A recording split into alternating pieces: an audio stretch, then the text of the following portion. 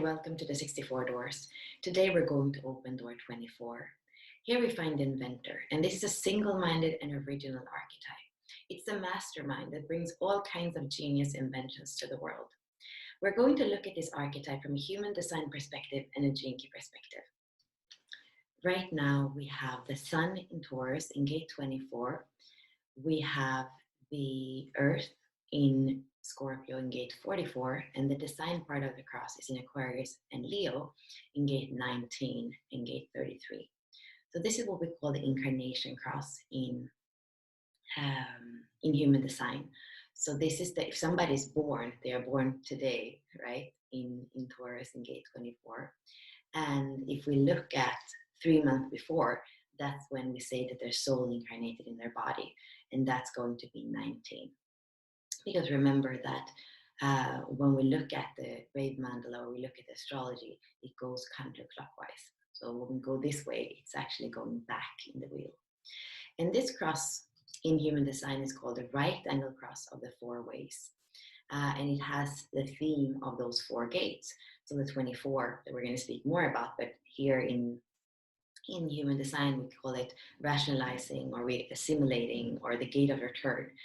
We're going to speak more about that. And then there's this theme of alertness, but also has to do with sensing and knowing. It's a splenic gate about who are the people that you're here to be around. What is your soul fractal?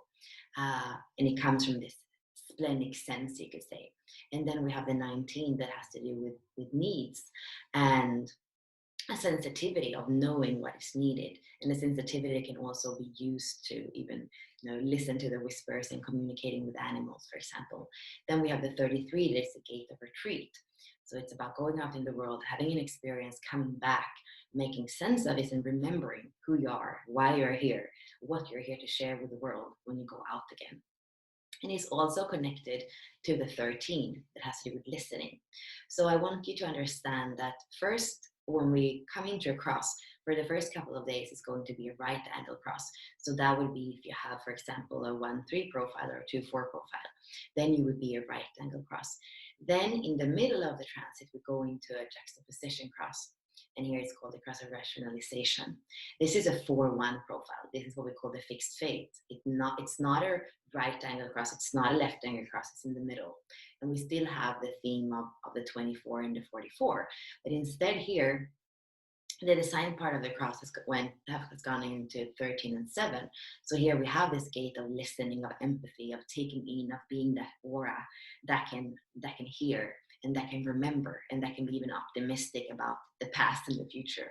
And then we have the role of the self, which is a G center gate as well. And it has to do with the inner guidance and to even be able to live a virtuous life and to become a role model, we could say.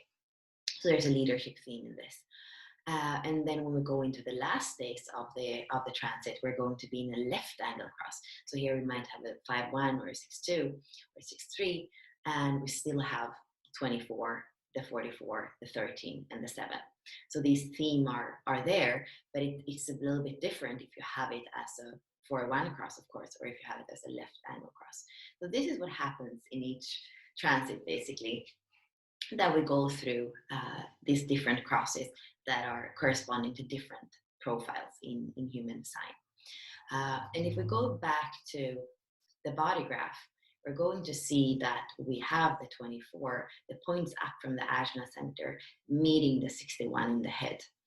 So the whole channel is the 24-61. And when we have hanging gates, if you only have one side, you don't have the whole process. It's almost kind of grasping for that other part of it. So it's important to always look at what is the whole process, whether you have the 61 or not. And if you go to the circuitry book, so this is Richard Rudd's book about the gates. I think it's even before the gene keys probably. So here we have the channel of awareness, the sign of a thinker. And it says the quick reference theme is so long as you're not using your mind to try to resolve your life, it's always capable of inspiring somebody else to see life in a completely new way, right? So it's not about getting stuck in the head and being a loop of the same thoughts that go round and round, but it's actually drawing in or taking in that inspiration of the 61. And you can think about it in the body graph also, that comes in through the head and it goes down into the ajna. Maybe if you have an open head center, then it's very open. You don't even really decide what comes in, and then it gets assimilated in the 24. We can see that some of the keywords are probably, where do we have them? Some of the words are silence, mantras, pondering. Yeah, you could say it's pondering, letting the inspiration come in, pondering on it, and then something completely new might come through. And I mean, I feel like this is a simplification, and that's often what I feel like we see in the keynotes of human design. Go over things over and over again, and seeking to rationalize them. I feel like that is almost the shadow frequency of the 24.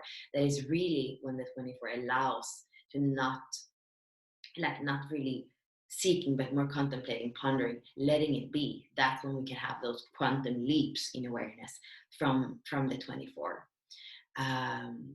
And we can actually, it's good this week because we already have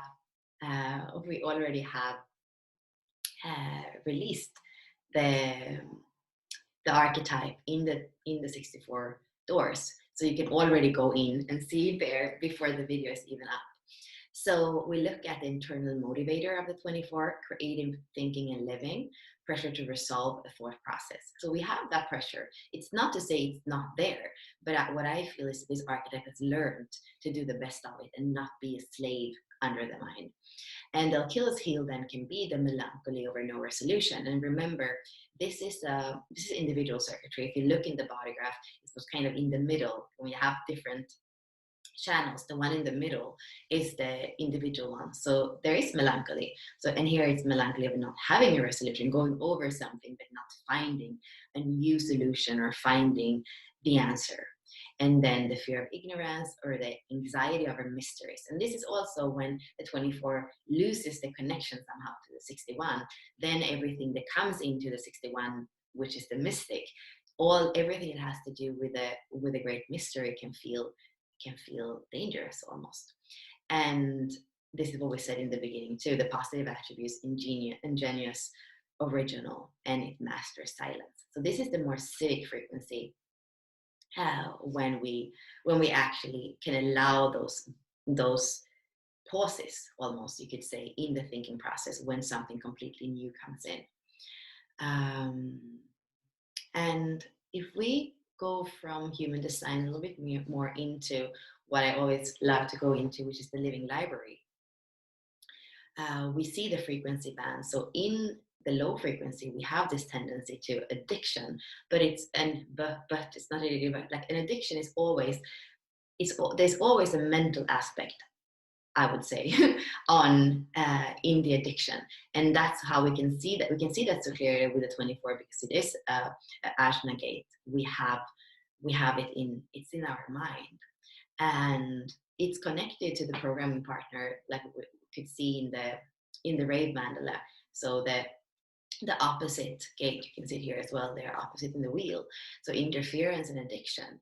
And here it is really that loop that goes, whether, the easiest example might be you going to the fridge and have like emotional eating, and every time something feels hard, you would reach for that cookie, and that can go over and over and over again, and you're interfering with your own genius, you could say, once that happens. And what is the moment where you can pause and not where you can stop? You can pause enough to actually pivot that behavior, and it feels like I need this to soothe myself, but maybe there is something else to do. I've been looking at a process this week called the completion process, and it's Teal Swan that came up with it. It's 18 steps to basically go back and allow your inner child, you could say, to experience the emotions that weren't validated when you actually were a kid.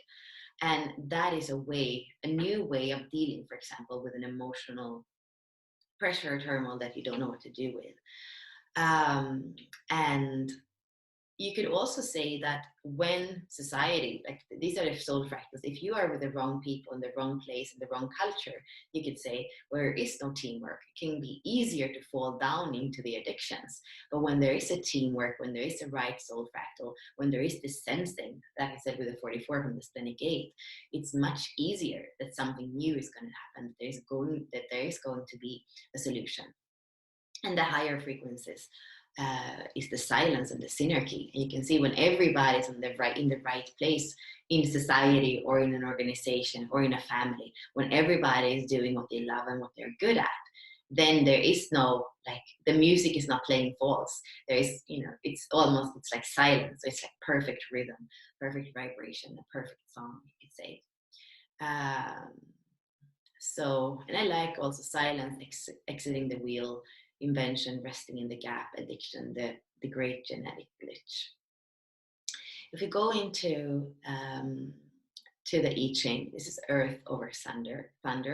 That's a kind of interesting, if you think about it, Earth over thunder, it feels like it would be flipped, right? And what it says is the turning point. New life springs forward from the depth, receiving awakening from within. That's beautiful.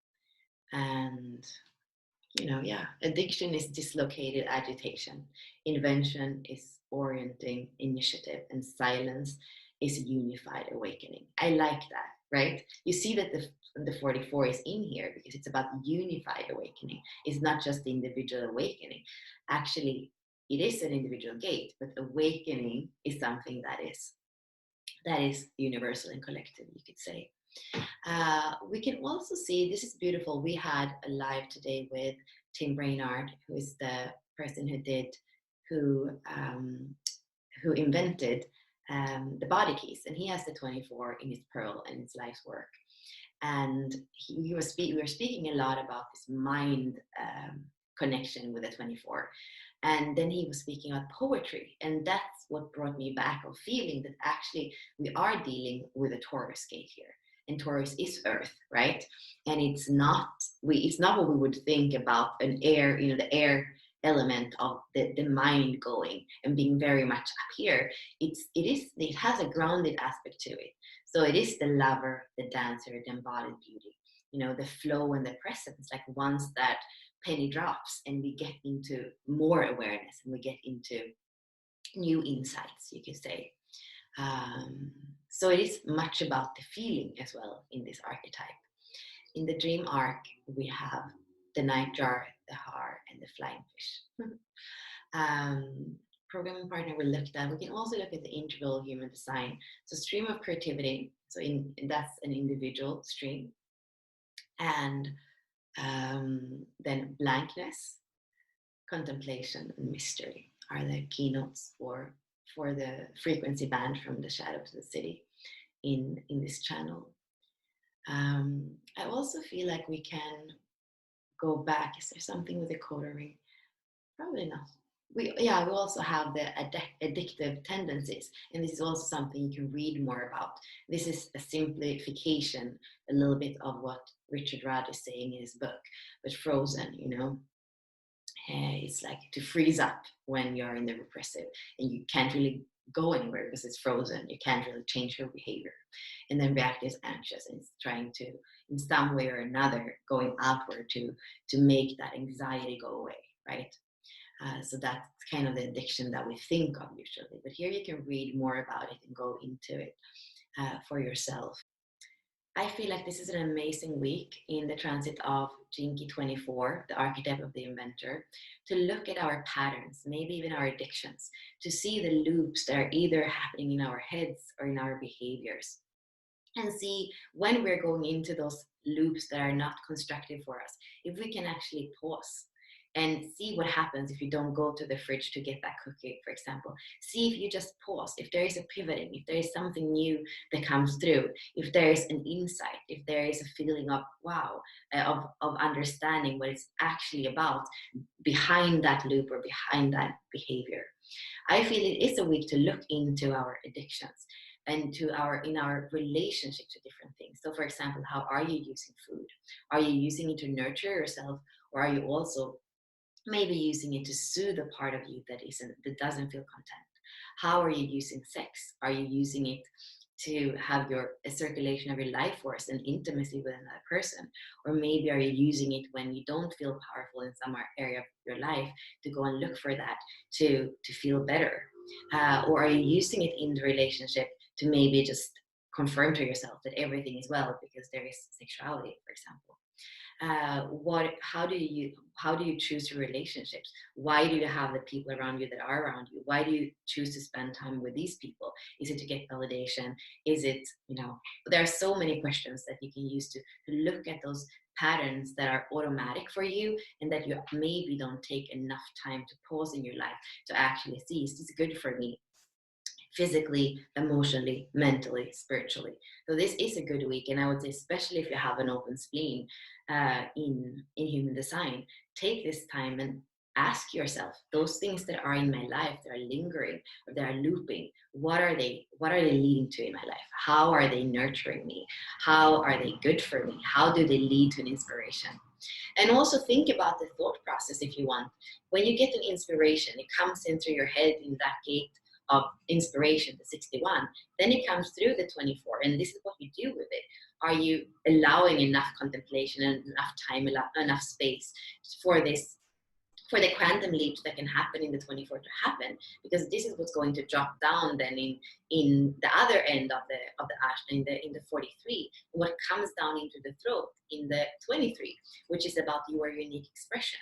So see that the inspirations that come into you, what happened with them? Do you even have time to let them ponder, to let the mystery unfold in you, so that you actually can conceptualize it and assimilate it in order to be able to express it?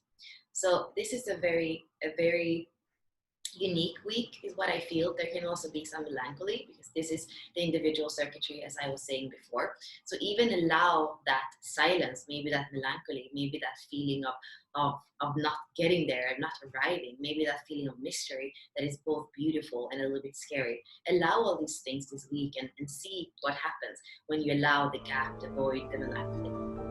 Thank you.